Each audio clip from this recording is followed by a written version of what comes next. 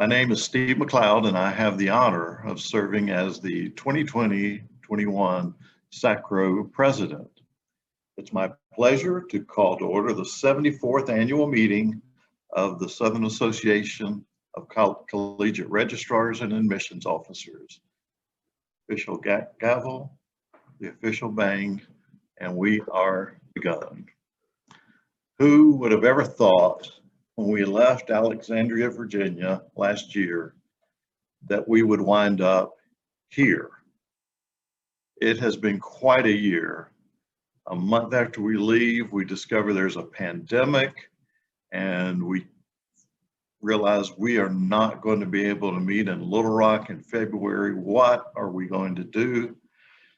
All of our work exploded exponentially. We're trying to figure out how to teach kids in a pandemic. So we surveyed our membership. What is it you want? Do you want to take the year off? Do you want a conference? And we learned that you wanted and needed a conference, even if it's a virtual conference. And we also learned that many of you no longer had any money to travel or to spend on a conference. So we talked with our Cracker Jack treasurer, John Reese, and he assured us that we could cover the cost of a virtual conference without charging our members anything. So we took that idea to the executive committee, and everybody thought it was a wonderful idea. So I announced that this would be a year of service and goodwill. And our creative muse, Hope Reynolds, took that and said, that should be our theme for the year, the Goodwill Conference. And so we ran with that. Everybody thought it was a great idea. The executive committee also took on the role of LAC this year. Kim was our LAC chair, and everybody was an LAC member. There were many challenges to doing all this, but the executive committee did well in meeting them. And I want to give my immense thanks to each and every person who is on the executive committee. They're a wonderfully talented group, and I appreciate you so much. I want to acknowledge the site selection committee for having the wisdom to say, we can't plan another conference. We need to delay the Little Rock conference for a year. And that proved to be quite prescient on their part. I appreciate the program committees. All of a sudden, it's a lot harder to produce a program because most of us are glad to produce a session, but we're not so skilled on doing a virtual session. So it was harder to produce programs and sessions. The standing committees having to work in a pandemic. I appreciate your service as well. I want to thank our corporate sponsors and all of our corporate partners. Once we decided to do this conference for free, we also learned our corporate partners were suffering, and so we decided to allow all the corporate partners who were with us in Alexandria to present a session for free, to extend our goodwill to them as well. And the executive committee thought that was a great idea. So we did that. Now, as things have gone a little further, some of our corporate partners have decided that they're doing well enough, and they have purchased either additional sessions or booths, or they're sponsoring closed captioning for us at the main sessions. And I'll let Hope tell you who's sponsoring this one when she speaks. But I really appreciate those corporate sponsors, and it may very well be that their sponsorship will in fact cover the cost of this virtual conference. I want to thank all the past presidents, especially the ones on whom I have called in the last couple of weeks to give me advice. Appreciate your wisdom and experience. To our first-time attendees, we are so glad you're here. I just heard a few minutes ago that we have 727 people who have registered for this conference, and that is amazing. I will have to ask the past presidents if we have ever had that many people at a conference, at any conference in our history. But appreciate everyone who's here.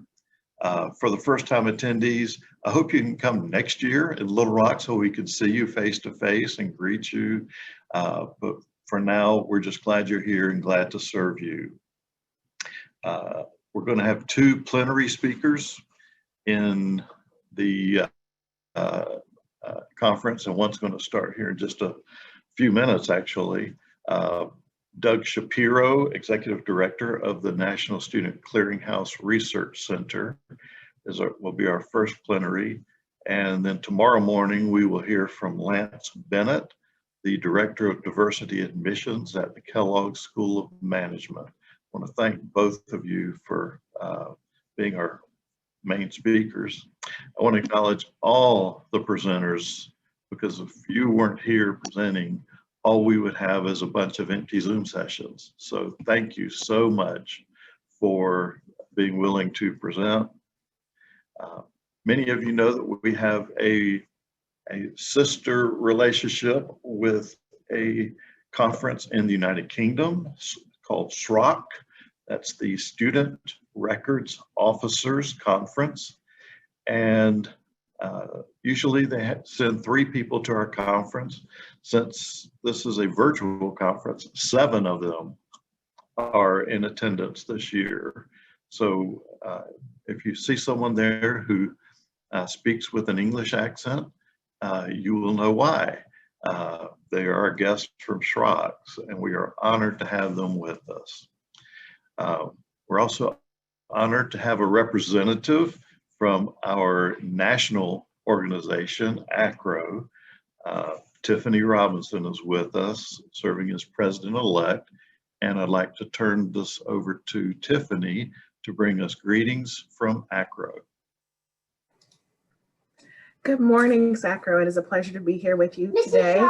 I'm just going to let you know now that the small voice that you hear in the background is my daughter. School is not totally back in session yet, so I have one kid that is actually in the school and one who is sitting right next to me at the table. So that is the small voice that you are currently hearing. As I said, my name is Tiffany Robinson. I'm the Assistant Vice Provost and University Registrar at the University of Kansas, and I serve on the SACRAO board as President-elect. It is a pleasure to be here with you today. I love being able to come back and visit with the folks from SACRAO and just share a few of the updates that are going on in the SACRAO world. So in December of 2019, we announced the retirement of our Executive Director, Mike Riley. Mike is set to retire on May 2021. We have a timeline of the search for the next ED, which is available out on the SACRAO website if you would like to view that. We are in the final stages and should be making an announcement about who that new ED is going to be sometime in March.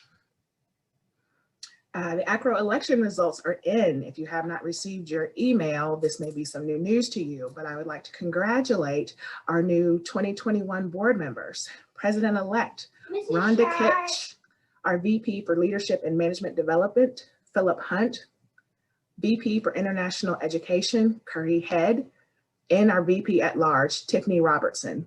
Yes, it's going to get a little confusing for folks with Tiffany with a Y, me, and Tiffany with an I, but we'll get used to it. As far as the annual meeting, it will be virtual this year. The dates will be March 29th through April 1st. Our theme this year is reimagining the path forward. We have some great plenary speakers for you this year. Our opening speaker will be Joel Zeff, author and humorist. Our diversity speaker will be Dr. Ibram Kendi, author of How to Be an Anti-Racist.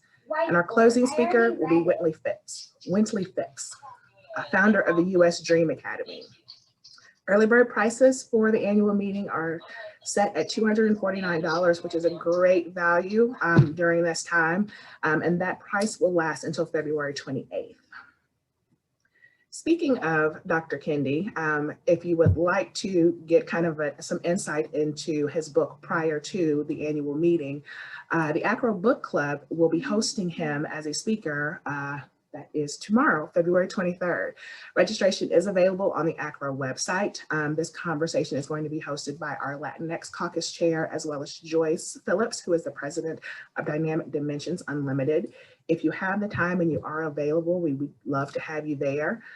Same goes for the annual meeting. It will be great to see you all in person when we are able to in Portland. But until then, I will send you greetings virtually. Have a great day, stay blessed, and enjoy your day. Thank you very much, Tiffany. Appreciate that. Now we will have Hope Reynolds will come and give us corporate partner updates. So Hope. Good morning, SACRAO. It's so nice to know that so many of you are out there joining us virtually this year. I just wanted to really thank our corporate partners again for joining us this year. For the virtual conference, we have 19 corporate partners joining us with 20 sessions that will happen this afternoon. And then 15 of them have decided to join us virtually with a virtual booth on the live conference floor. So during our corporate partner break at 9:30 this morning, you can go out and view the conference floor, click on their booth, and start to chat with some of them virtually. We also have 2 new corporate partners this year, Ivy and Motomatic, and they are joining us, and they both have a booth. And then I specifically want to put a really great shout out to our closed captioning sponsors. National Student Clearinghouse is sponsoring the closed captioning for our morning session. And then Paradigm will be sponsoring the closed captioning for the town hall meeting. And then Parchment is sponsoring the closed captioning for the plenary Tuesday, tomorrow, and our business meeting. And then we also have additional sponsorships from International Education Evaluators. They are sponsoring some gift cards for our prize wheel that you all will see later in the conference. And Parchment is also hosting our fun hour this evening and additional some conference gift cards. So thank you all so much for joining us. SACRAO really appreciates your support during the virtual pandemic year, and that's all I have to report. Thank you very much, Hope. I appreciate that. Next, we will hear from our President-elect, Kim Taylor, with program updates. Kim, you're on mute.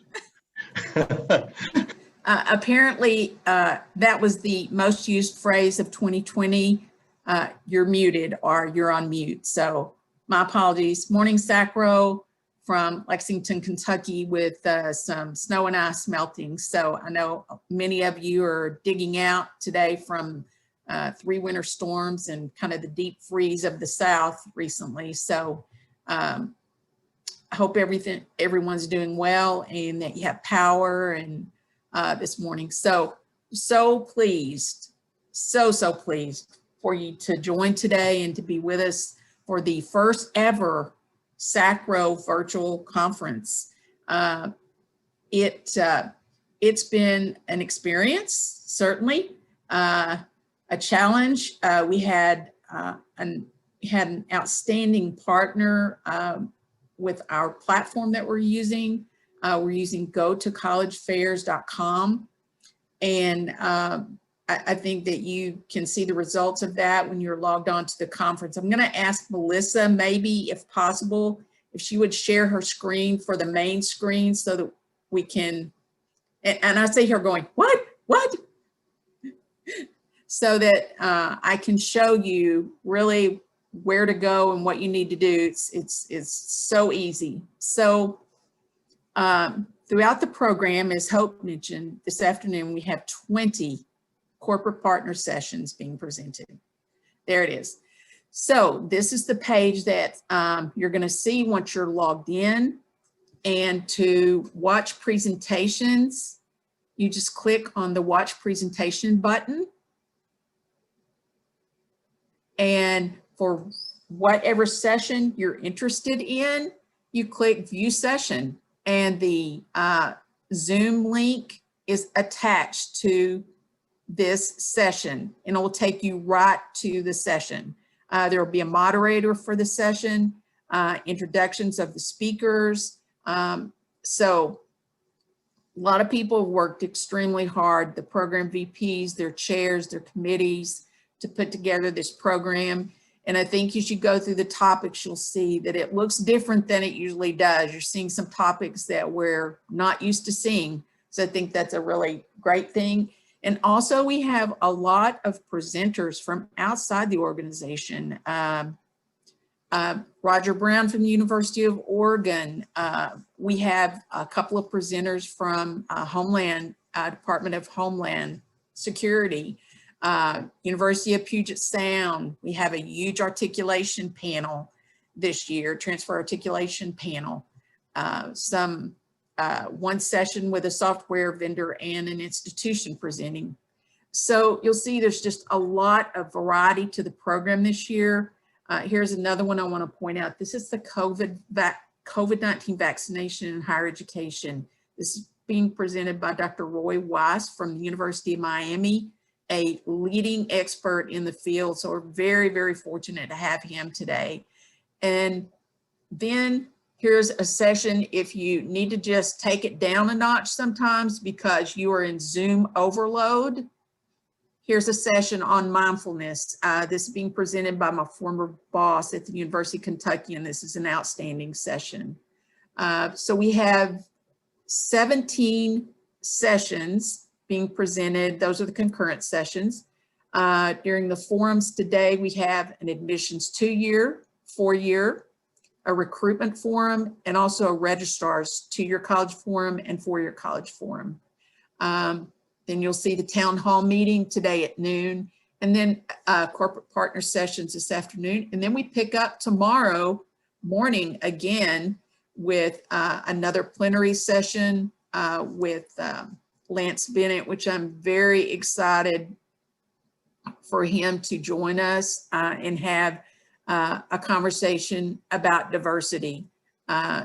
This is a contact of CG's from University of Texas at San Antonio. So I'm really, really excited about having him with us.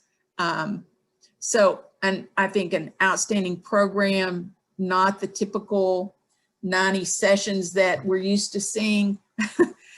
But believe me, these sessions were just as challenging to come up with as 90 would be. And then tomorrow we end up with the all admissions forum and the all registrar forum. So, so pleased about the program, and so much gratitude to all of the program VPs, their chairs, their committees, and then certainly all of these speakers that have given up their time to present for a virtual conference today. So many thanks to all of you, and certainly thank you to our corporate partners who are sponsoring closed captioning for us. We've never done that before. A lot of things SACRAO has never done before are happening in 2021 at this conference. So you're making history. Thanks, Steve.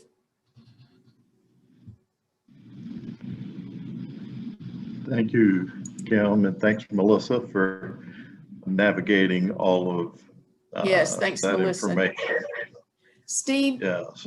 Can I go back 1 minute? Sorry. Absolutely. Sure. Melissa, can you share again if you don't mind?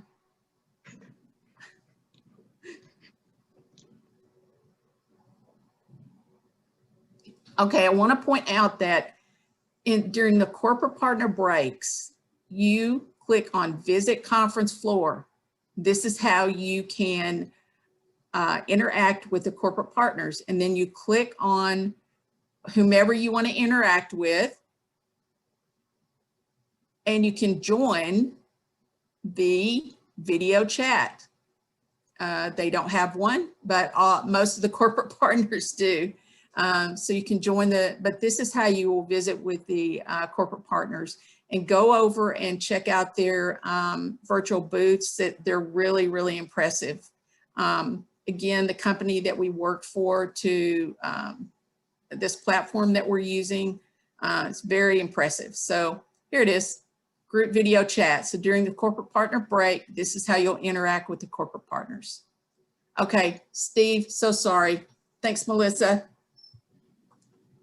Thank you for that addition, because we want our attendees to be able to get to our corporate partners and know how to do that. So that's an important part of this conference.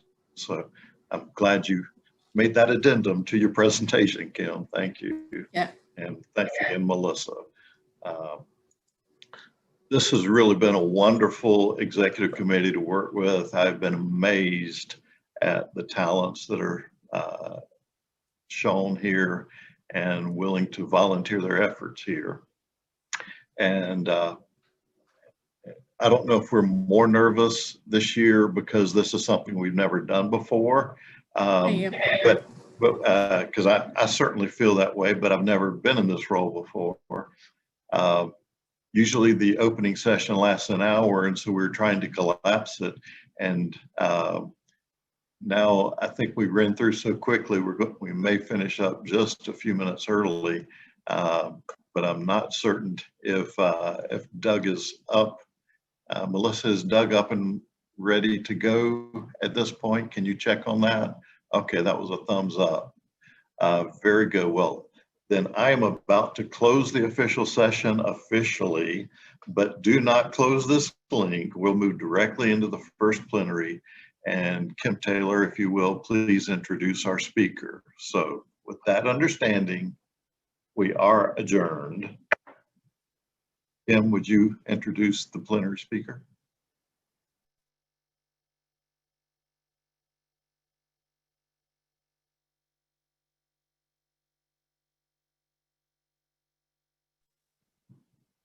You're still on mute, Kim.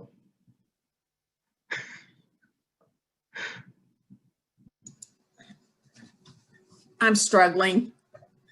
Give me a second, sorry.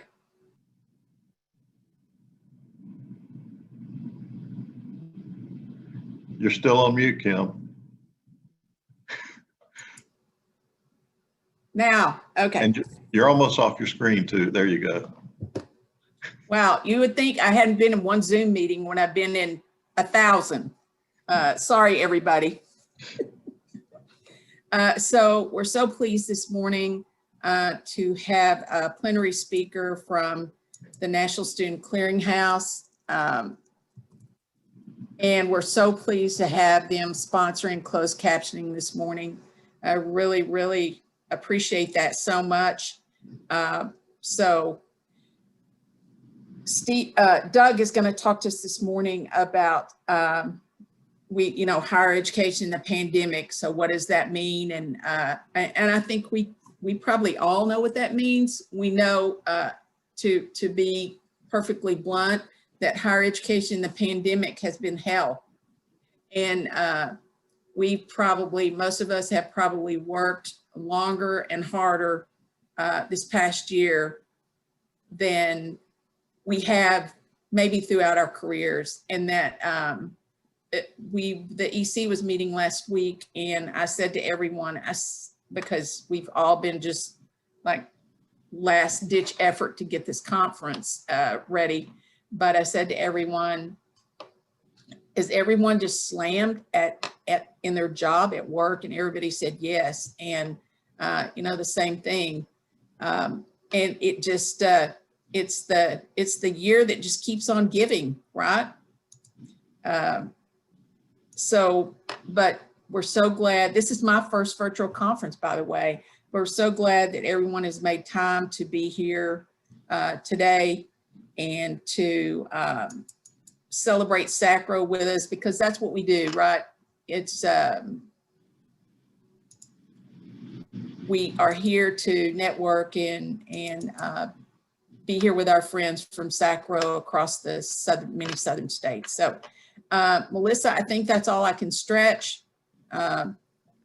I will say one thing. As we've been approaching this and the executive committee has been feeling the pressures and trying to put all this together and getting links out.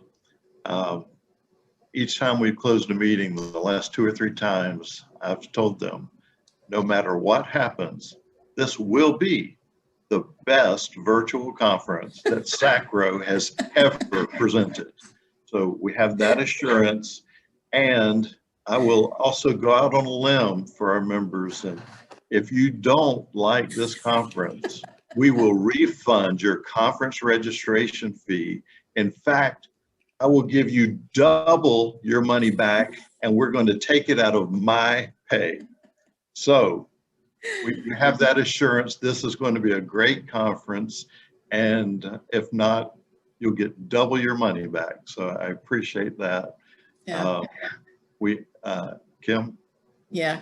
So I'm looking, we have 307 people participating in the opening session this morning. That's tremendous. And thanks to all of you. We are absolutely shocked at the number of registrants. 727 people registered for this conference. So that's all the stretching I can do, Melissa. So without further ado, I want to introduce Doug Shapiro. He's the Executive Director of the National Student Clearinghouse Research Center, which advances student access and success through data and insights from the nation's largest student level longitudinal data set of college enrollment and degree information. The center publishes reports on enrollment, persistence, transfer, and completion, while also providing data and measurement services for schools and researchers. Shapiro has led the center for 10 years, prior to which he held positions as Director of Institutional Research at the New School in New York and Vice President for Research and Policy at the Minnesota Private College Council. He holds an MA in Mathematics and a PhD in Education from the University of Michigan. Doug, thank you so much for being here. You have the floor, the screen. Well, Good morning. Thanks, Good Doug. morning. Good morning, Kim. Good morning, and thank you for that kind introduction.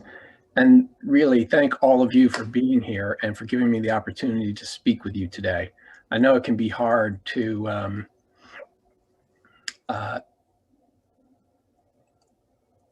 sorry, I'm sharing my screen here. Hope you can see that now. I know it can be hard to spend long periods of time staring at Zoom screens these days.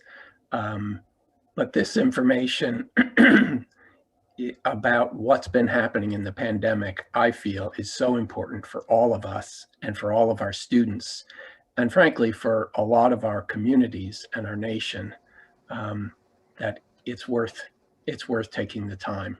And I'm going to start out, I'm going to talk just briefly about how the pandemic has been defying many of the fears and expectations from last spring. And then I'm going to talk briefly about how the pandemic, about the numbers, the actual data that the research center has been producing and releasing for the last 6 months, showing what actually happened in the fall of 2020 for institutions, for students, for high school graduates, and transfer students. And finally, I'll turn to some of the implications, many of them so troubling and concerning for our students, again, for our institutions, and for our future. So first off, if you think back to last April and May, there was a huge uncertainty, absolutely no way to predict the impact of a crisis that was beyond many of our worst fears. And yet there were all kinds of predictions based on very few facts at all. And these are the reasons why we at the Clearinghouse Research Center set out to provide real objective data as quickly and reliably as possible. And we accelerated all our data collection, our analysis and reporting to provide information and as events unfolded. And we wanted to show preliminary data early on, even though we knew we would be regularly updating it with better data as the results came in. So I'm not going to read through all these, but you can see how so many of the fears and expectations were not realized, but there's so much more that were. Let's start with the fall enrollments.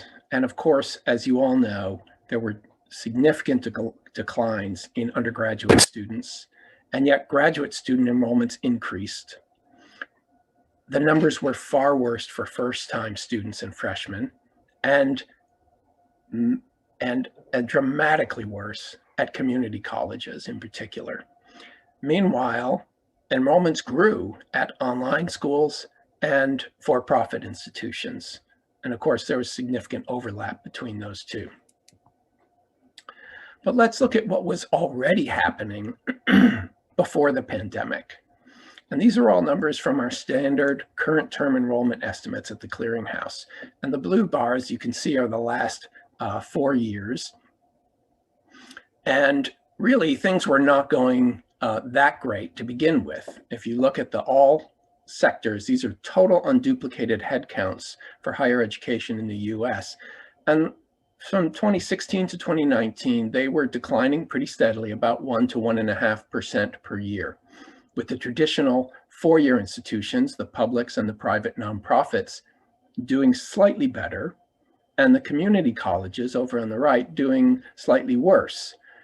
While meanwhile, the private for-profit institutions were simply in free fall until just last year when they started to recover. But then you look at the red bars. This is the current year for the fall of 2020. And suddenly there's a couple of real eye-openers there. The community colleges and the for-profits had just wild swings on the upside and the downside. But otherwise, it looks surprisingly ho-hum for a global pandemic and the worst recession in ages. Overall, total enrollments fell only 2.6%, about 1 percentage point more than the trend from the previous years. And these changes were pretty consistent across all the states. And you can see here for each state, the percent change by color last year, that's pre-pandemic in fall 2019, changed from 2018. And then on the right, the current year's trend. So certainly things are getting redder in almost all cases. And if you look at the SACRAO states, they're actually doing relatively well. Overall, they're declining about 1.1% this fall compared to last fall, compared to much worse rates in the Midwest, where it was almost a 5% decline, in the West, about a 4% decline, and in the Northeast, almost a 3% decline. Now, there's quite a bit of variation among the southern states. They range from about 5 to 6% declines actually in Arkansas, Mississippi, and Tennessee, to almost 3% growth in Virginia. And I'm sure you've also noticed the two exceptions: strong growth in Utah and New Hampshire this year. Those are 4.8 and 15.8% increases respectively. And mostly, as I'm sure many of you have guessed, they're due to large online institutions, which I am not at liberty to name. Other large online institutions are often classified as multi-state institutions, and we're not showing those in the state maps because they report enrollments that are aggregated from physical campuses in many states. So we don't have a way to attribute them to a single state. Generally though, the primarily online institutions, and that's the IPED's definition, those are schools that enrolled more than 90% of their students online before the pandemic. according to IPEDS, they generally grew quite a bit in the pandemic, up 5%, right along with the for-profits. And of course, there's a fair amount of overlap between the two. So things look very different, though, by student level. And that's mainly because undergraduate enrollments declined while graduate enrollments increased. Now, of course, there are far more undergraduates than there are graduate students. So the same percentage decline means over 5 times more students at the undergraduate level. So we've got 560,000 fewer students, fewer undergraduates, and only 100,000 more graduate students. So combined, the total post-secondary again is down 2.5%. That's nearly 500,000 fewer students. And that's in classrooms, online, dual enrolled high schoolers, whatever students are enrolled at your institutions, wherever they are. So let's zoom in now on the undergraduates. And again, you see the community colleges by far the most hit with a 10% decline. This is the largest decline, both as a percentage and as an absolute number. There are actually over 500,000 fewer community college students. The 4-year schools, again, actually look in fairly good shape, all things considered. The for-profits increased by over 6%, but that's only a small n. And in fact, compared to expectations, as we saw, this looked very good particularly for the 4-year institutions. There were fears of far worse declines, like in the 20% range, especially at the 4-year schools. And the decline at the community colleges was only about 0.5% among dual enrolled students, just a few thousand fewer students there, whereas the decline was higher, 11% to 12% for traditional age students and adult students alike. And this was really striking because there were many who expected to see increases in enrollments at community colleges because so many adults were now unemployed due to the recession, and because many students were expected to transfer from 4-year colleges into lower cost options or into schools closer to home. So by that measure, these declines at the community colleges are even more startling and even more worrisome. And when you think about what this says about the kinds of students that have been most impacted just in these numbers right here at a very high level by the pandemic, they really point to those most in need of access to higher education, those served by community colleges. These are students often first generation and working to support their families who will have the most difficulty getting back on track in college the longer they stay out. The students who are stopping out from 4-year colleges, for example, especially those from more affluent families, they're going to have less trouble reconnecting to higher education. Once things return to normal, they'll be back on campus. But when life happens to low-income students, college typically doesn't.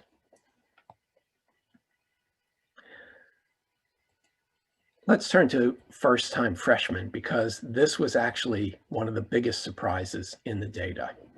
And it's just, it's really pretty staggering to see a 21% decline in first-time students at community colleges, especially when you look at the comparison to last year, when the community colleges were actually the only sector that grew in terms of the number of first-time students by about 1%, but compared to the declines elsewhere, that was quite an achievement.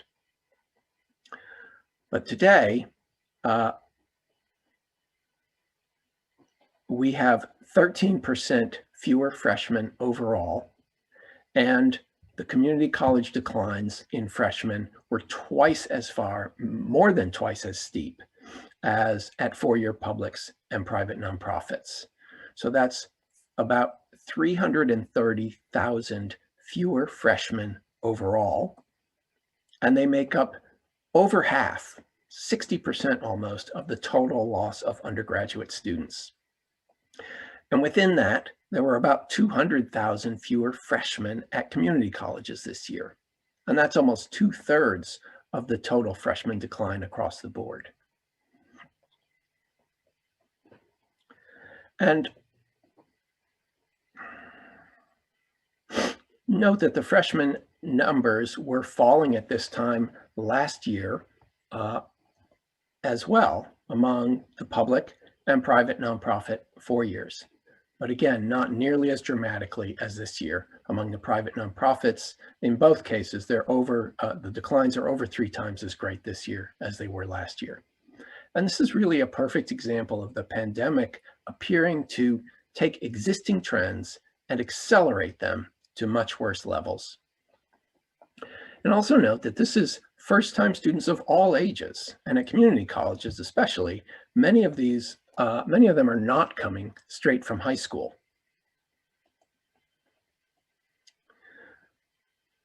The number of continuing students also declined, but in this case, only at community colleges. We saw that overall, continuing undergraduates, those who were enrolled in the spring, were able to stay enrolled in the fall of 2020. The number of continuing undergraduate students was higher in the fall 2020 compared to fall 2019 at four-year colleges, all four-year colleges, by almost a full percentage point. But larger numbers of community colleges students stopped out after spring term this year compared to last year. And they were declining over 7% fewer continuing students this year. So not just freshmen, but also continuing students at community colleges, far more worse off than the four-year students. So in order to go beyond in order to focus on traditional age students, what we did is we also looked at the June 2020 high school graduates across the US. And these numbers come primarily from public colleges, high schools, public high schools. And it's a relatively small sample based on particularly preliminary data from early in the term. And that's because it takes us a lot longer at the clearinghouse to match the high school data to the college data. So these numbers, I just want to warn you, are likely to change somewhat when we revise them with full data in the coming months. But at the highest level, here's what we found. First off, and this is quite important, there was no change in the number of high school graduates this year. When we compared the same schools to the same schools last year, we found the same number of graduates.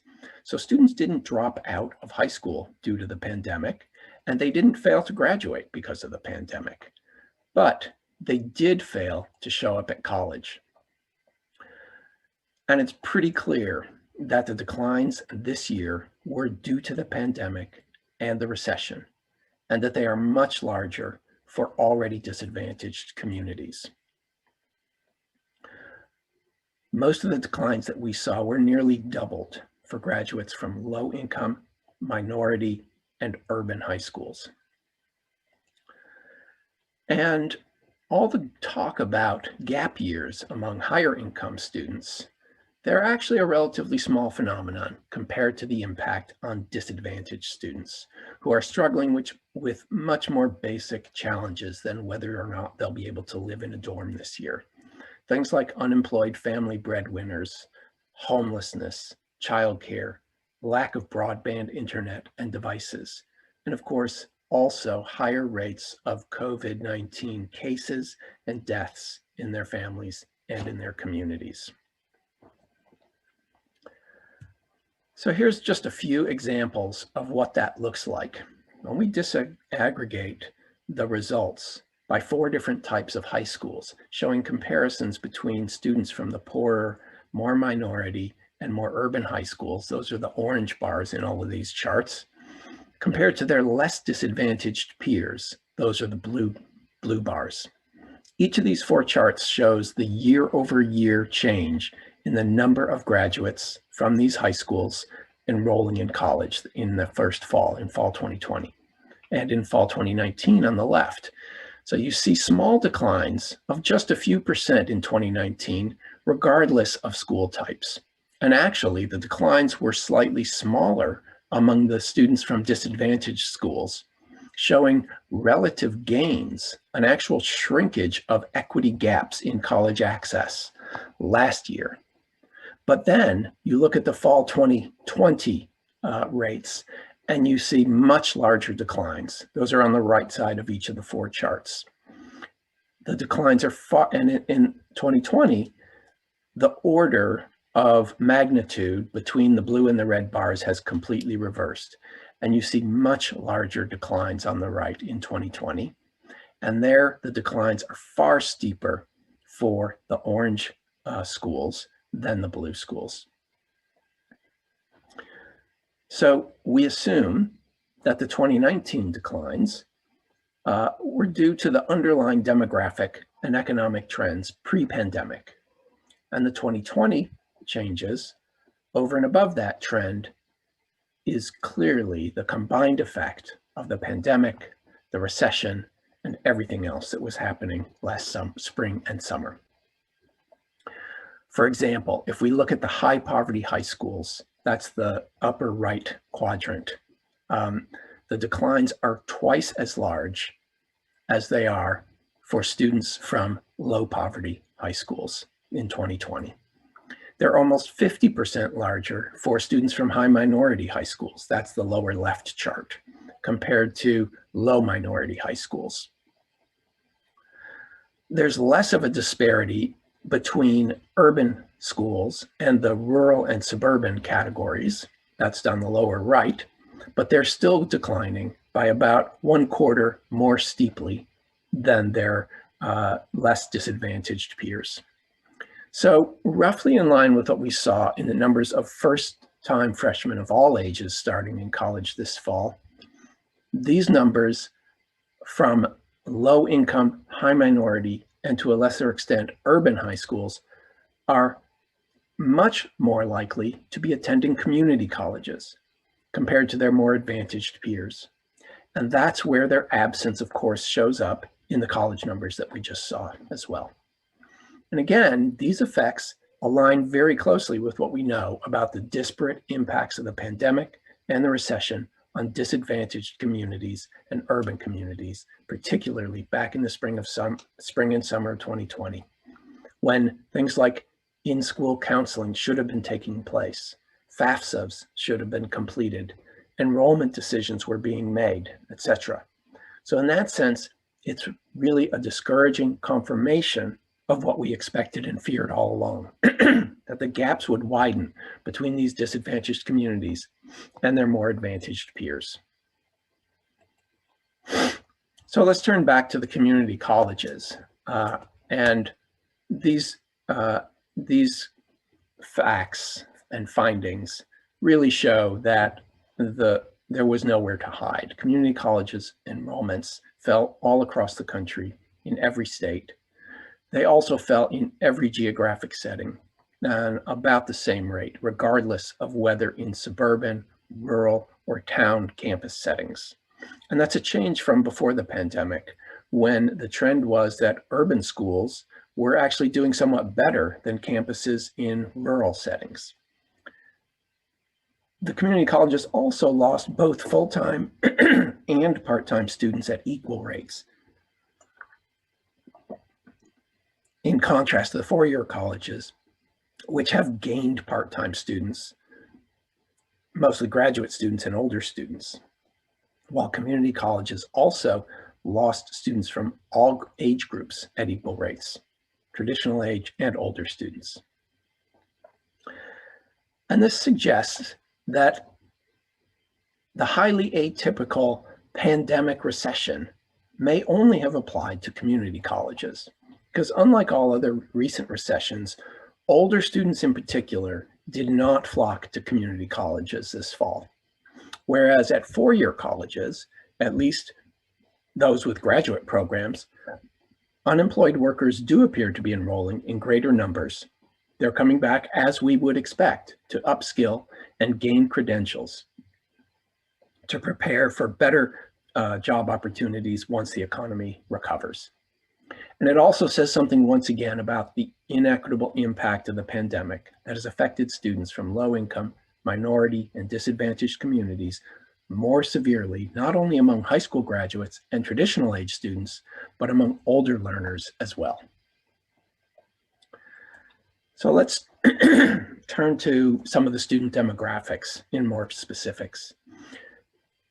And in a nutshell, every major race and ethnicity group declined in terms of enrollments this fall, but Indigenous, Black, and Latinx learners more than others. Students of all ages were affected. It was also much worse among men than women. International students fell steeply as expected, and graduate student increases were actually higher. This was quite unexpected among Black and Latinx students.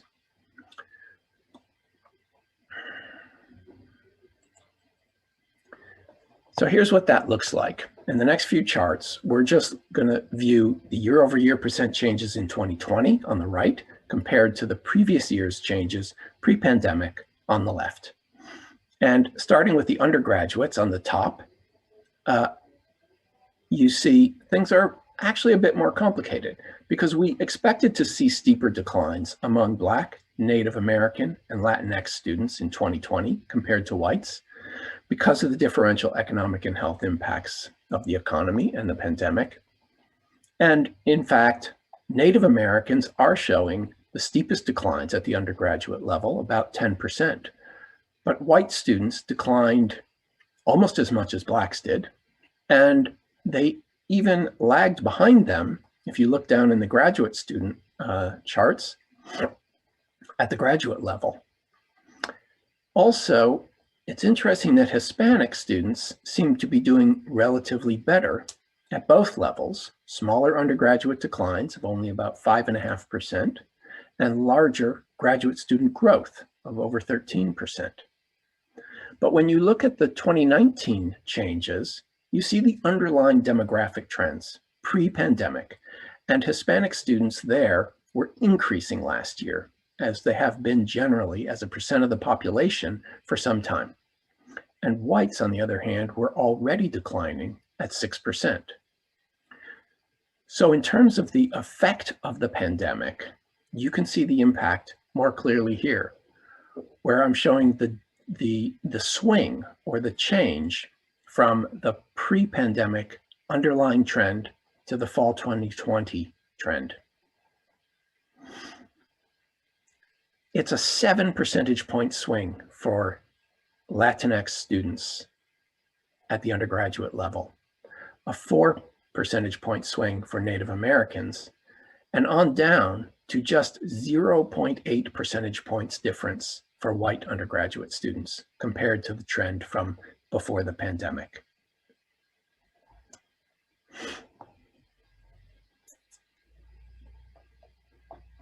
And of course, I should also call out the international students here coded as non-resident aliens, with the largest by far 15% decline at the undergraduate level and the only group that declined at the graduate level. Now let's move on to some of the numbers about adult students and generally students by age. In the aggregate,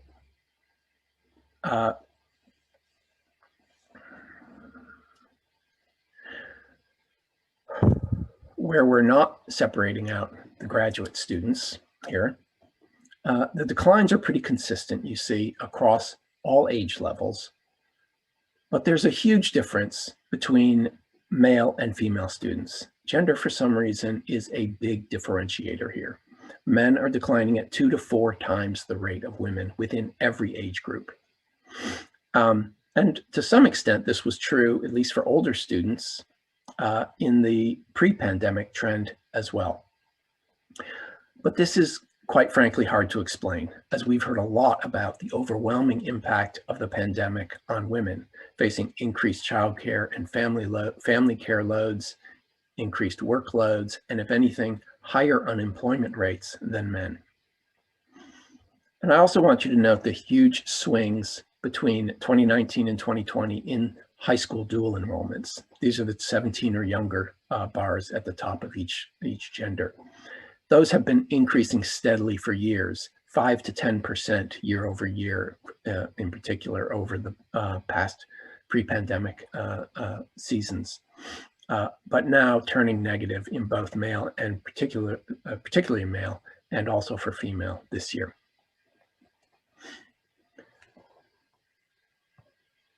Finally, let's look at community college. Let's zoom in a little bit further on community college enrollments at public 2-year institutions and 4-year institutions. And some of these numbers are truly staggering. When I see 28% fewer Black and Latinx and Indigenous freshmen on community college campuses this year, my mind just reels. It's roughly 10 percentage points higher than the declines for white and Asian students at community colleges. But at 4-year students, the disparities are smaller. White and Asian students are declining in the public 4 years almost as much, if not more than Black and Hispanic students. And this is also the case at the private nonprofits, which I'm not showing here.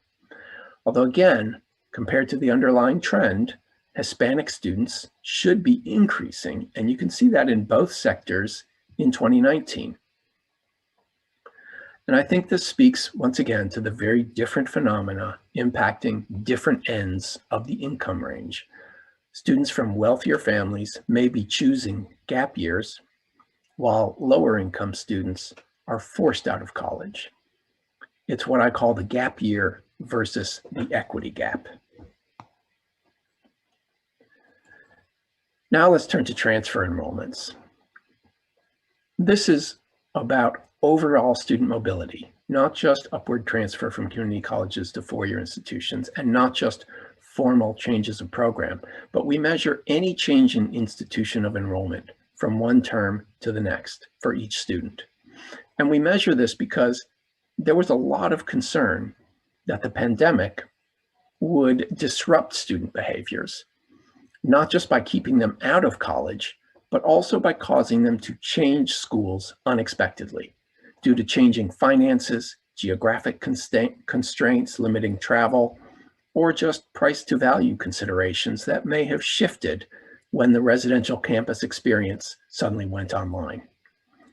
On the other hand, in normal times, transfer is actually an important part of student success, and many people feared that the pandemic would limit it.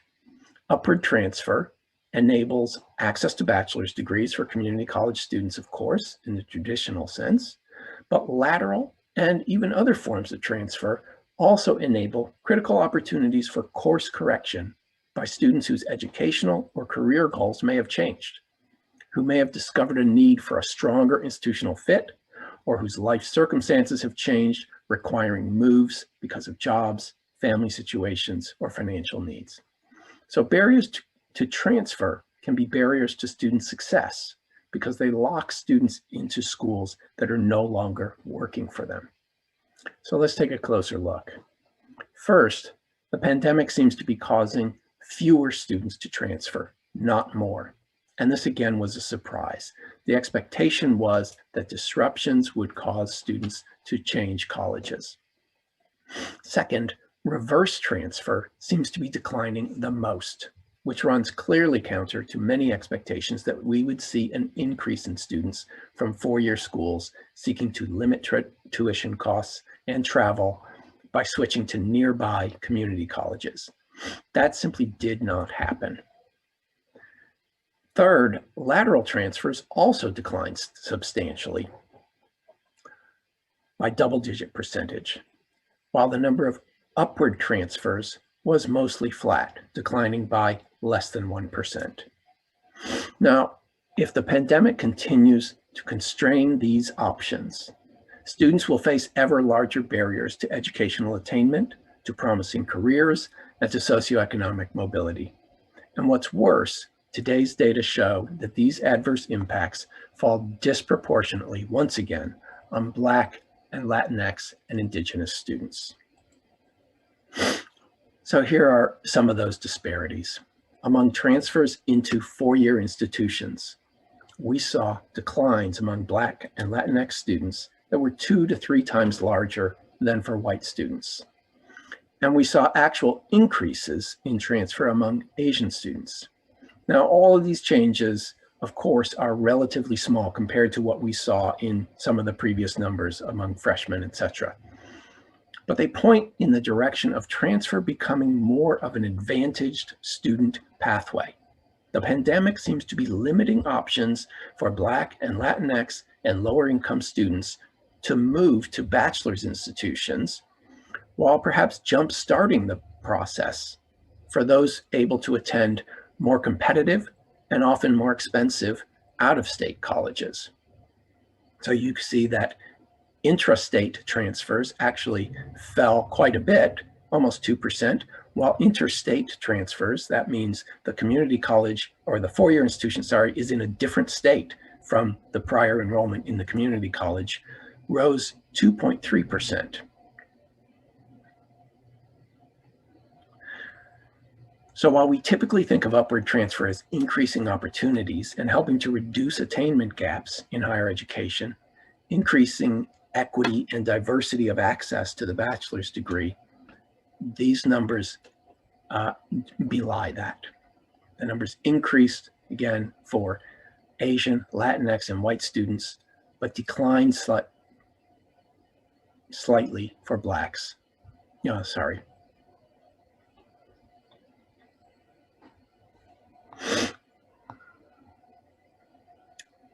These early disruptions, coupled with disparate health and economic impacts of the virus, may have made navigating transfer options even more difficult, particularly for first-generation students who may have lost contact with advisors on the community college campus when schools went virtual in the spring.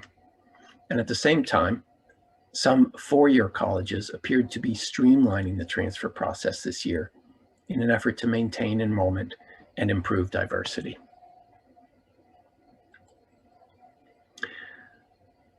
Other transfer pathways shrank as well.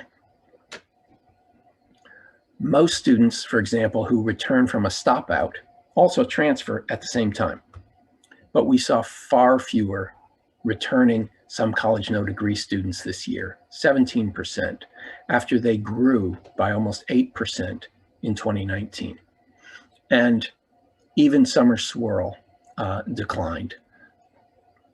Double-digit declines in the number of students who transferred from a four-year college in the spring to another four-year college or a two-year college over the summer before returning to their starting college in the fall.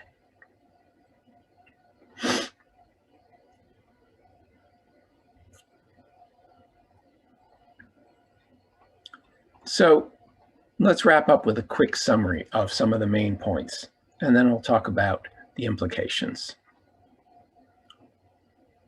Number one, enrollments declined at much steeper rates than the trends from the past 5 years. The community colleges in particular, 10% loss, almost triple the average undergraduate rate of only 3.6%. First-time students down 13%, only 10% at four-year schools and 20%, twice as much at community colleges. Slightly more continuing students managing to stay enrolled at four-year schools, but much fewer at community colleges. Graduate enrollments improving, except for international students. All age groups are affected, including high school dual enrollments. And all race and ethnic groups declined, but particularly Indigenous, Black, and Latinx students. And finally, the only bright spot, the for-profit and online institutions that gained. So what does this mean for our schools and the future? Well, first, the good news. Number one, high school graduate numbers held steady in the spring.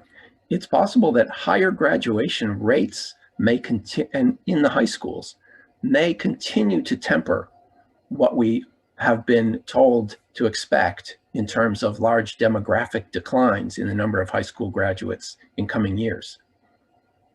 So far, that's not happening. If anything, the reverse.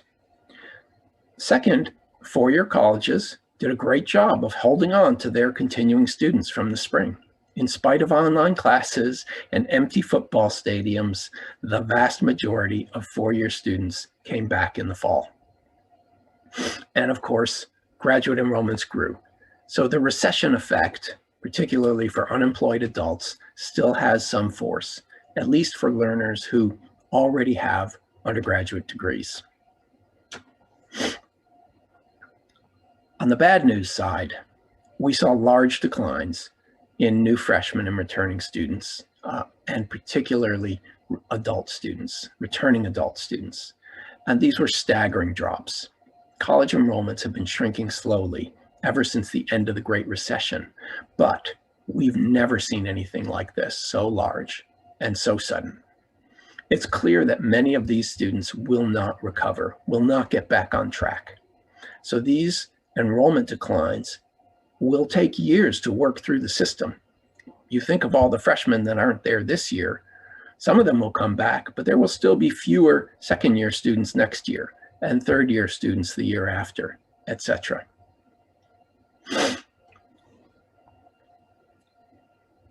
There's also less transfer activity along every pathway.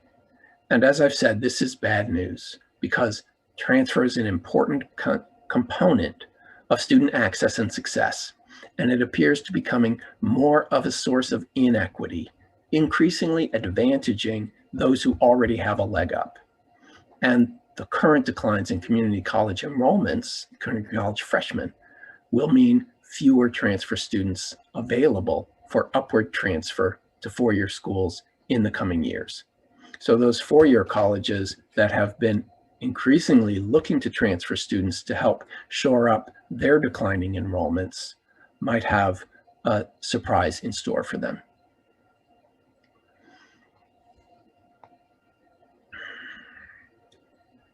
And the last bad news, in my view, is that these figures show that the declines are not just about affordability.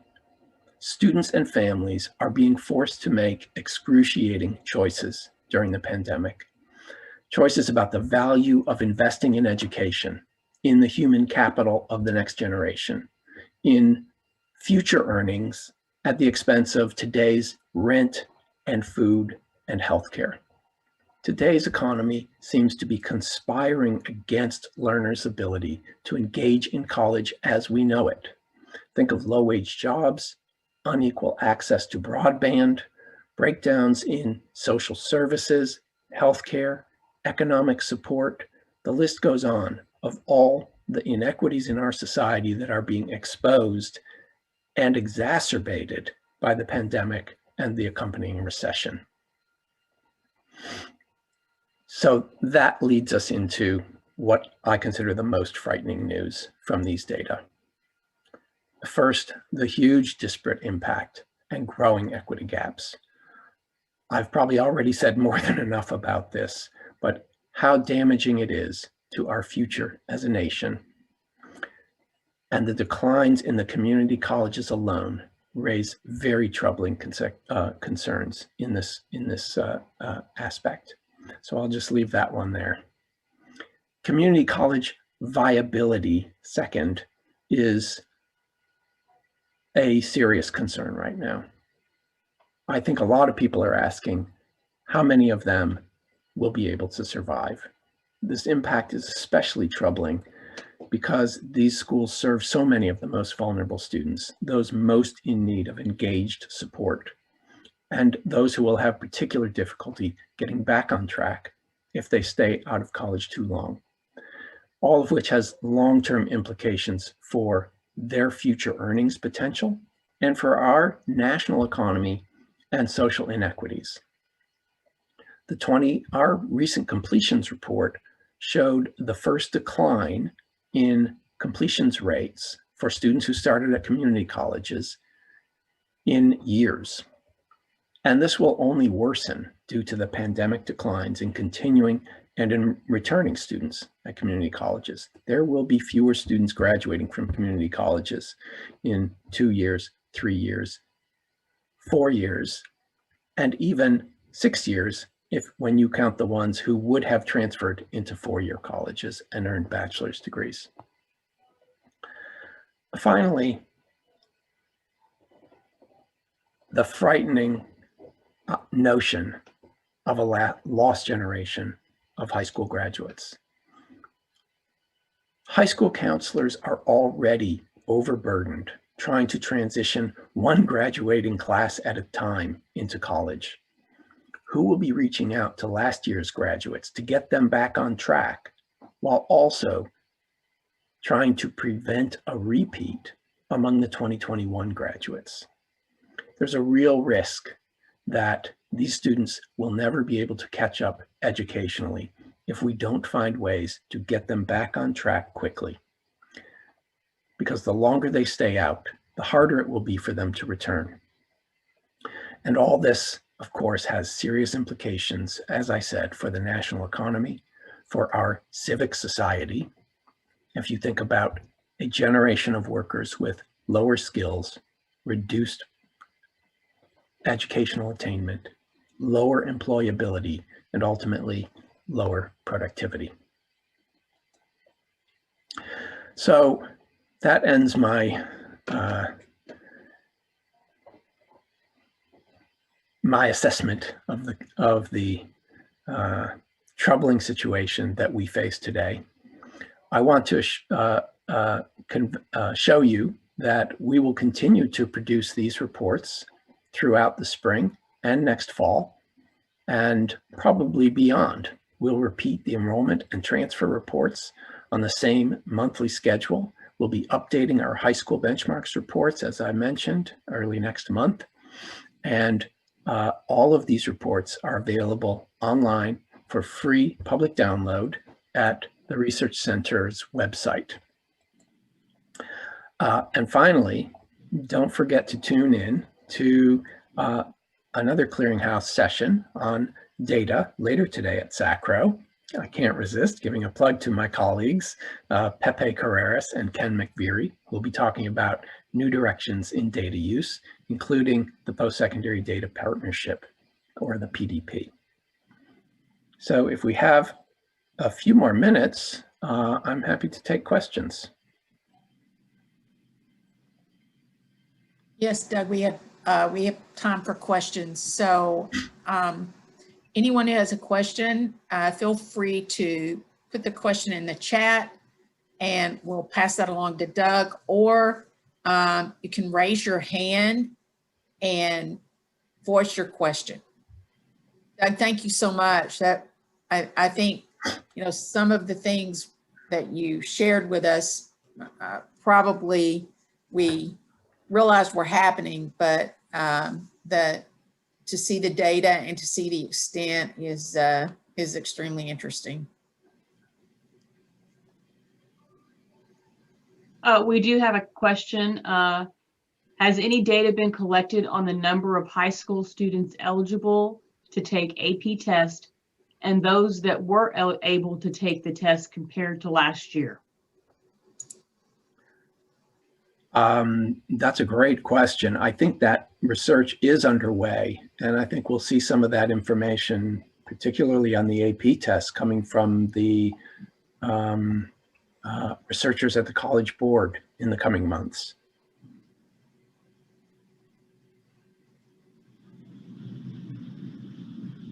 Okay, we also have, you might need to stop sharing, Doug. Also, most universities are moving to test optional right now. I am concerned that will continue to limit the community college enrollment, was a comment. Let's see. Oh, we do have another question from Matthew. Is there any preliminary data or anticipated trends for fall 20 to spring 21 enrollment? For example, those students that may have attempted college when institutions were returning to in-person or hybrid instruction, only to find out that it isn't the experience they were expecting. Yes, I think that's the question that everyone is most eager to have answers to, and myself included. We're working on those data now, and we'll start to see numbers in the coming weeks. It makes all the difference because, as I said, the longer students stay out, particularly the more disadvantaged students, the less likely they are to ever make it back into the traditional educational pipeline or pathway. Okay. I do have another question from Hope. Any implications on students by ethnicity on test optional colleges? Another good question. We have not been able to do any kind of disaggregation by college admission types. But again, I think the more selective institutions generally, whether they were test optional or not, have been doing far better than others, particularly the community colleges and the more open enrollment or less selective colleges in terms of attracting freshmen this year. So I'm less concerned about the test optional debate and really more concerned about the community colleges and the students who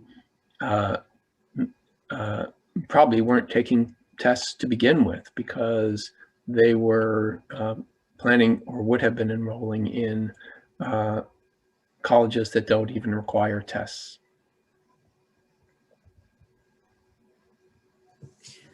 Doug, this is Kim. Will you provide your deck that we can share, please?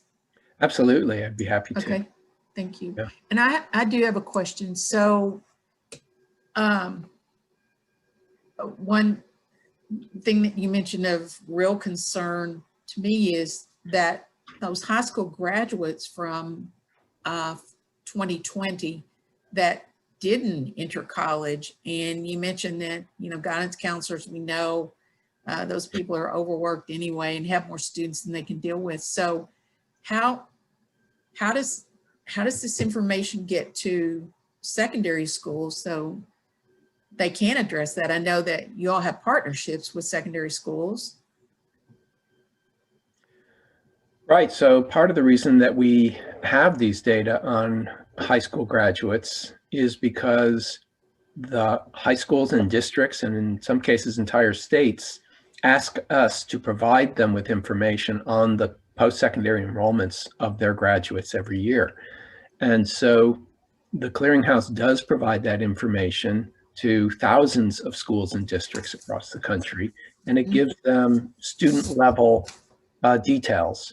So they can go through, if they have the resources, and that's the big question, they can look and see which of the students from last June that they might have expected were going to college that never showed up according to the Clearinghouse data. Now, the real question is, like you said, how do they respond to that? How do they actually come up with the resources and the time to follow up and help those students to bridge the gap now? Right. I mean, it's start to think, whose responsibility is it really at this point? You know, the students already graduated. They haven't applied to any college. I guess it would be the states, the institutions within the states that would have an interest in those students who might be the ones reaching out and putting together a strategy to reach out to those students. So I think that's exactly right. I think it has to be a state effort or an effort from the local colleges that in many cases, I suspect, would welcome more freshmen coming this fall to make up for some of the declines last fall. But they need to reach out to the high schools and districts first and say, let us help these students.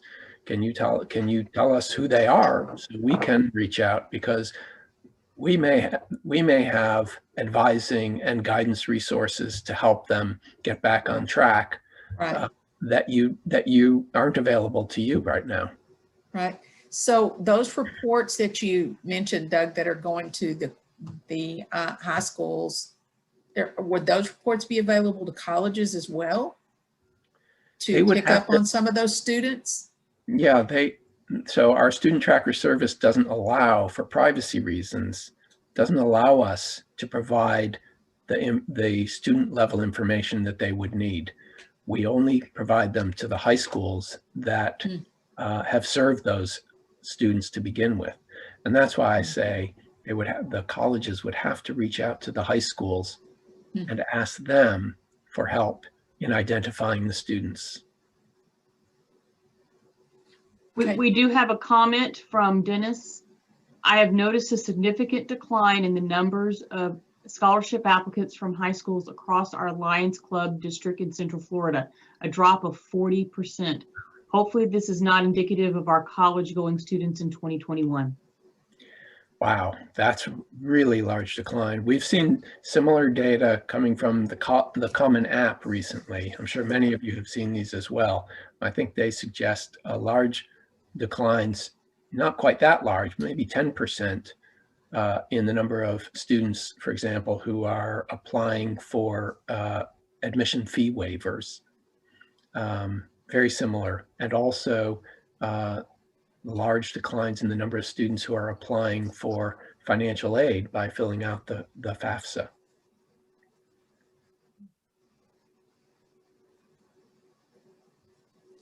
Are there any other questions? There is one, P. Taylor. Oh, wait, this is to the panels. Well, it would be a good place to use Student Tracker to look for students who applied to your institution that did not attend and see if they're still out there. As a suggestion. Absolutely, that's a good point. If the student has applied to your college, then you can certainly see, well, you know that if they didn't attend your college, but you can also see, did they go somewhere else instead, or did they just completely fall off the radar? And those are the ones where you have the ability to reach out directly and say, you know, we saw you applied. We have a space for you this year. If you can, you know, let us help you get back. Well, I hope, you know, some people from our admissions office at the University of Kentucky are on this session so that they're getting some ideas here. Maybe that is a session for next year on strategies that institutions used with this data to you know, pick up that group of students that kind of got lost there. So, Doug, thank you so much. Really appreciate your time and insight this morning. And thank you to the Clearinghouse for the closed captioning for this session. Always appreciate the partnership. If there are no other questions, then the next session will be the break with the corporate partners. Melissa, should we pop up your screen again and show them where to go? Sure, give me a second and minimize everything else. Thank you, Doug. Thank you so much. Thank you, and thank all the viewers for being here today. Over 350 participants this morning. That's fantastic. Yes, so. Okay, there you go. Okay, so if you weren't in the session at the beginning, to visit the corporate partners during the break, you click on Visit Conference Floor. And then these are all the corporate partners that have virtual booths. And if you have an interest in talking to someone, click on their booth. And during this time, you can join a group video chat with any questions about products or services that any of the corporate partners offer. So thanks again to our corporate partners for participating in the virtual conference this year. And we will see you at noon at the town hall meeting. Thanks everyone for joining this morning. Steve, do you have anything? Thank you, Kim. I want to add my thanks to Doug for his presentation. I appreciate the wealth of information you bring to the discussion Definitely. and the good interaction at the end, the Q&As. Appreciate you very much, and thank you for honoring us with your presence. We do have the vendor break, like Kim said, and then concurrent blocks at 10 and 11. And then I will see you again at the town hall at noon. Thank you very much and enjoy the next 2.5 hours of your life. Thank you. Goodbye.